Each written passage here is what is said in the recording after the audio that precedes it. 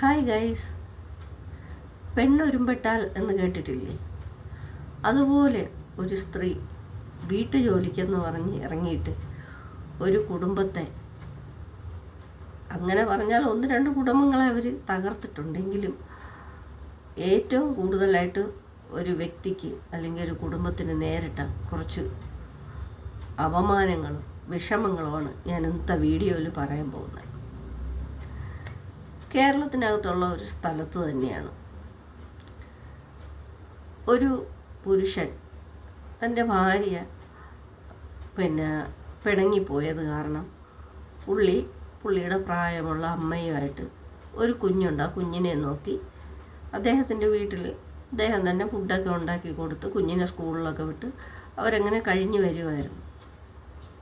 അപ്പോൾ കുറേ ആൾക്കാരൊക്കെ പറഞ്ഞു, നീ ജോലിക്ക് പോകണം, ഈ കുഞ്ഞിനെ നോക്കണം, ഈ അമ്മയെ നോക്കണം, നീ ഒരു ജോലിക്കാരിയെ വെച്ചാൽ, അല്ലെങ്കിൽ നിങ്ങൾക്ക് സഹായത്തിന് ഒരാളെ വെച്ചാൽ അത് നിങ്ങൾക്ക് വലിയൊരു ഉപകാരമായിരിക്കുമല്ലോ എന്ന് പറഞ്ഞപ്പോൾ കുറേ അയാൾ ചിന്തിച്ചിട്ട് ആ പുള്ളിക്കാരൻ ഒരാൾ കൊണ്ടുവന്ന് കൊടുത്ത ഒരു സ്ത്രീയെ അവരുടെ വീട്ടിൽ ജോലിക്ക് നിർത്തി.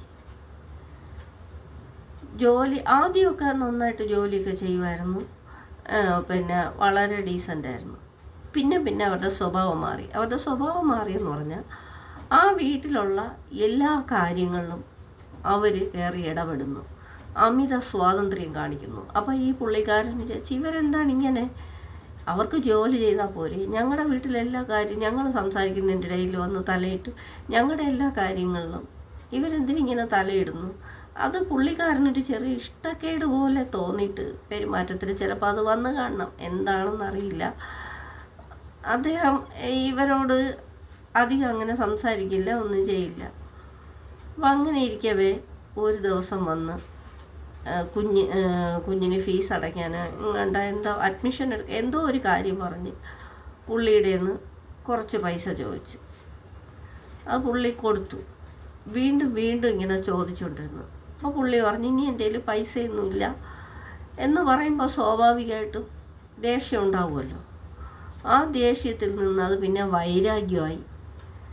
ഈ സ്ത്രീ ഈ കുടുംബത്തെ ദ്രോഹിക്കാൻ തുടങ്ങി. അവർ എന്തൊക്കെ അവരെ ദ്രോഹിക്കാമോ അതെല്ലാം ചെയ്തു.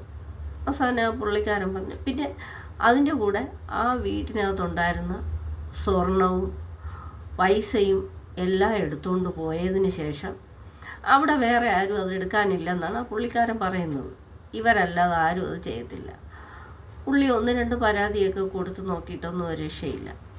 പുള്ളി പറഞ്ഞു, ഇനി നിങ്ങളിവിടെ നിൽക്കണ്ട, മതി നിങ്ങളുടെ സേവനം എന്ന് പറഞ്ഞ് പുള്ളി മാസം നല്ല ഒരു തുകയാണ് ഇവർക്ക് ശമ്പളമായിട്ട് കൊടുത്തുകൊണ്ടിരുന്നത്.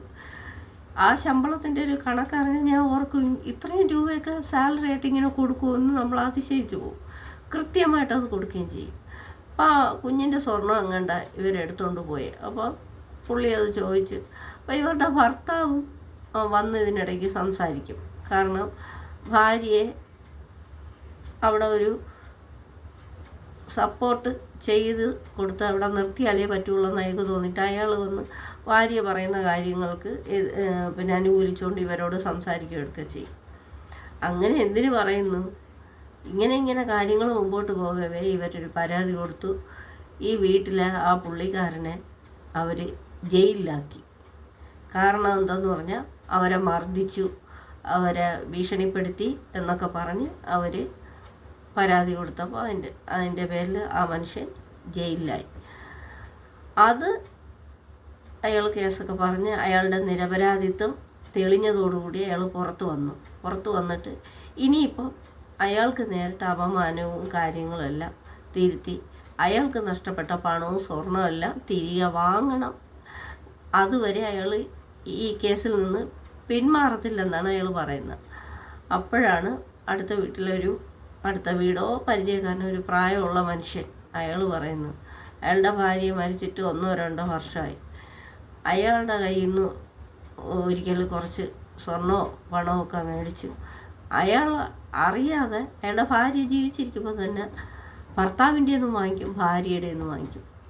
പിന്നെ അവസാനം ഭാര്യയുടെ താലിമാല ഇതെല്ലാം ഈ സ്ത്രീ വാങ്ങിച്ചെടുത്ത് അവർ കൊണ്ടുപോയി എന്ത് ചെയ്യണമെന്നറിയില്ല. ഇന്ന് വരേക്കും അത് തിരിച്ചു കൊടുത്തിട്ടുമില്ല. അങ്ങനെ ആ പുരുഷനും കേസുമായിട്ട് മുമ്പോട്ട് പോവുകയാണ്. അപ്പം ഇങ്ങനെ ഒരുപാട് ആൾക്കാരെ പിന്നെ ഈ സ്ത്രീ ഇങ്ങനെ പറ്റിച്ചുകൊണ്ടേയിരിക്കുകയാണ്. കാരണം ഓരോരോ കാരണങ്ങൾ പറഞ്ഞാണ് പുരുഷന്മാരുടെ നിന്നാണ് കൂടുതൽ പൈസ മേടിക്കുന്നത്. കാരണം പുരുഷന്മാർ പെട്ടെന്ന് കേൾക്കുമ്പോൾ മനസ്സലിയായിരിക്കും, അങ്ങനെ ഒരു വിശ്വാസം അവർക്ക് വന്നിട്ടായിരിക്കും അവർ പുരുഷന്മാരുടെ നിന്ന് ഇങ്ങനെ പൈസ ഓരോ കാരണങ്ങൾ പറഞ്ഞ് മേടിക്കാൻ തുടങ്ങുന്നത്. പക്ഷേ പിന്നെ ഇവരിങ്ങനെ ചോദിച്ചു 1, 2 തവണ 3 തവണ ആകുമ്പോഴത്തേക്കും ആളുകൾക്ക് മനസ്സിലാവുമല്ലോ. അപ്പോഴാണ് അവർക്ക് മനസ്സിലായി അവർ തിരിച്ചെന്തെങ്കിലും പ്രതികരിക്കുമ്പോൾ ഇവർ വേറെ കള്ളത്തരങ്ങളൊക്കെ പറഞ്ഞ് ആ പുരുഷന്മാരെയൊക്കെ കേസിൽ കുടുക്കിയിടുന്ന അത് ഇവരൊരു പിന്നെ ഇതായിട്ട് വെച്ച് നടത്തുകയാണ്. അപ്പോൾ അത് ഇനി പുരുഷന്മാരെല്ലാം കൂടെ ഒന്നിച്ച് ചേർന്ന് ഇതിനെതിരെ ഒരു നടപടി എടുക്കുമെന്നാണ് പറയുന്നത്. അപ്പോൾ ഞാൻ പറയുന്നത്, വീട്ടുജോലിക്ക് വരുന്നതിൽ ഭൂരിഭാഗം സ്ത്രീകളും നല്ലതായിട്ട് പിന്നെ വന്ന് വീട്ടുജോലിയൊക്കെ ചെയ്ത് പിന്നെ നല്ല രീതിക്ക് മുമ്പോട്ട് പോകുന്നവരുമുണ്ട്. കുറഞ്ഞൊരു പക്ഷം ഇങ്ങനെയുള്ള ചില കുരുത്തക്കേടുകൾ ഒപ്പിക്കുന്ന സ്ത്രീകളുണ്ട്. അപ്പോൾ എന്താണെന്ന് വെച്ചാൽ നമ്മൾ വീട്ടുജോലിക്ക് ആളെ നിർത്തുമ്പോൾ അവരുടെ ഫുൾ ഡീറ്റെയിൽസ് നമ്മളൊന്ന് അന്വേഷിച്ചറിഞ്ഞ് ഇത് എങ്ങനെയുള്ള ആൾക്കാരാണ്, ഇവർ വേറെ എവിടെയെങ്കിലും ജോലിക്ക് നിന്നിട്ടുണ്ടോ, ഇവർ പിന്നെ എക്സ്പീരിയൻസ് ഉള്ള ആളാണോ, ഇവർ മിനിമം 1-2 പേരോടെങ്കിലും അന്വേഷിക്കണം. കാരണം എല്ലാവരും ഒരുപോലത്തെ സ്വഭാവക്കാരായിരിക്കില്ലല്ലോ. നല്ല രീതിക്കും ഉണ്ട്, അല്ലാതെ ആ വീട്ടിൽ നിന്ന് സ്വർണവും പണവും ഒക്കെ കവർന്നതുപോലെ മുങ്ങുന്ന സ്ത്രീകളും ഉണ്ട്. നമുക്ക് അവർ വന്ന് 1-2 ദിവസമൊക്കെ അവരിങ്ങനെ അവരുടെ പെരുമാറ്റത്തിൽ നിന്ന് നമുക്ക് മനസ്സിലാകുമല്ലോ. ഇത് 1-2 ദിവസം കൊണ്ടൊക്കെ മനസ്സിലാവില്ല. എന്നാലും നമുക്കൊരാളെ കാണുമ്പോൾ നമ്മുടെ മനസ്സിലൊരു തോന്നലുണ്ടായിരിക്കുമല്ലോ. അത് നമ്മൾ പുറത്ത് കാണിക്കാതെ ഇവരെ നിരീക്ഷിക്കുക.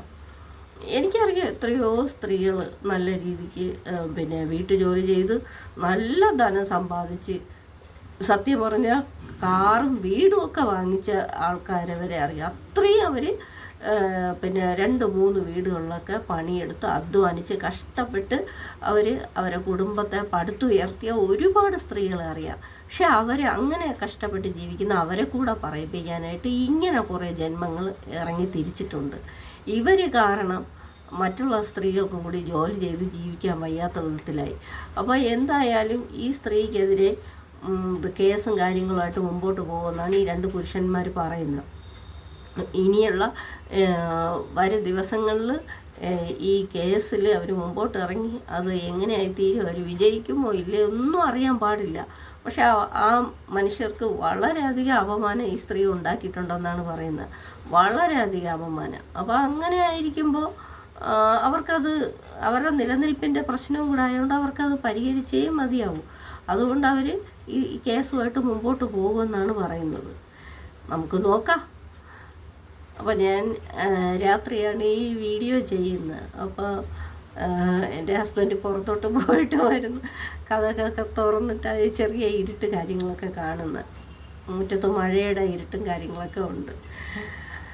അപ്പോൾ അതുകൊണ്ട് ഇതൊക്കെയാണ് ഒരു വീട്ടുജോലിക്ക് നിൽക്കുന്ന ചില സ്ത്രീകൾ കാണിച്ചു കൂട്ടുന്ന അന്യായങ്ങൾ. അത് കാരണം നല്ല രീതിക്ക് ജോലി ചെയ്ത് ജീവിക്കുന്ന സ്ത്രീകളെയും കൂടെ നിൽക്കുന്ന സ്ഥലത്തു നിന്നൊക്കെ പറഞ്ഞു വിടത്തക്ക രീതിയിൽ ഇങ്ങനെയുള്ള ഓരോ നികൃഷ്ട ജീവികൾ ഇറങ്ങിയിട്ടുണ്ട്.